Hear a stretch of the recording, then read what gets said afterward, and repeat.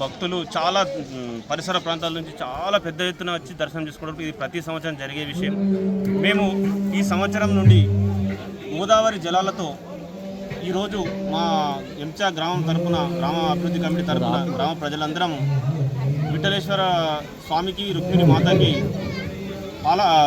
గోదావరి జలాభిషేకం చేసి ఇక్కడ భజన కార్యక్రమాలు అదేవిధంగా చేయడం జరుగుతూ ఉంది.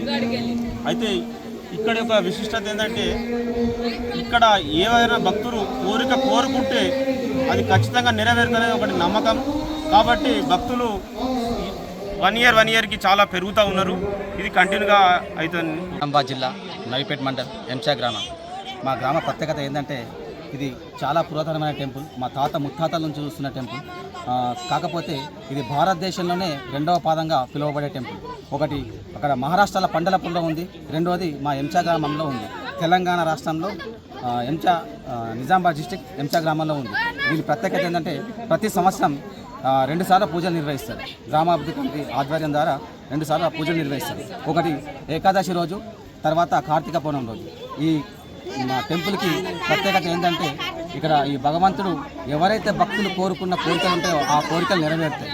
అలాగే ఈ టెంపుల్లో ఒక ప్రత్యేకతమైన ఒక ఇది ఉంది. ఏంటంటే, చాలామంది చెప్పలేకపోతున్నారు. ఈ టెంపుల్కి పాత బావి ఉంది. ఆ బావిలో నీరు తాగితే కాలు చేతులు గుంజులు బంద్ అవుతాయి అని చెప్పేసి అప్పటి నుంచి చెప్తూ ఉంటారు. అది ఇప్పుడు కొద్దిగా మూతపడ్డది. దాన్ని మళ్ళీ తిరిగి గ్రామాభివృద్ధి కమిటీ దృష్టి పెట్టి చాలు చేస్తే దాని తీర్థం లెక్క తీసుకుంటారన్న ఉద్దేశం. అలాగే దీనికి చాలామంది భక్తులు వస్తూ ఉంటారు, పోతూ ఉంటుంది. వివిధ రాష్ట్రాల నుంచి వస్తారు. ఇటు మహారాష్ట్ర, ఇటు కర్ణాటక, ఇటు మా తెలంగాణ, ఆంధ్రప్రదేశ్ నుంచి చాలామంది వచ్చి దర్శించుకుంటారు. మా ఈ గ్రామంలో మేము పుట్టడం చాలా పుణ్యంగా భావిస్తున్నాం.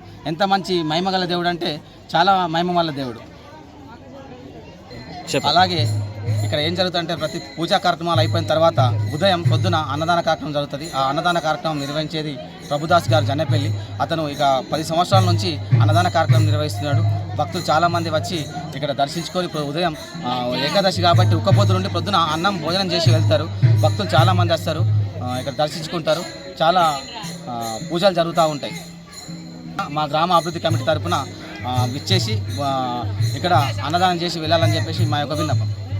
ఆలయం టెంపుల్ కమిటీ సభ్యులు మేమందరం కూడా ఇక్కడికి వచ్చేసి వాటర్ సౌకర్యం కానీ, మోటార్లు కానీ, కరెంటు విషయం కానీ, మళ్ళీ ఎస్ఐ కూడా చెప్పినాం, కానిస్టేబుల్ కూడా, మళ్ళీ భక్తులు కూడా నిజామాబాద్ నుంచి ఇక్కడ సేవ చేసేందుకు నిజామాబాద్ నుంచి కూడా వచ్చిండ్రు. రేపు నైట్ మొత్తం జాగారం ఉంటుంది.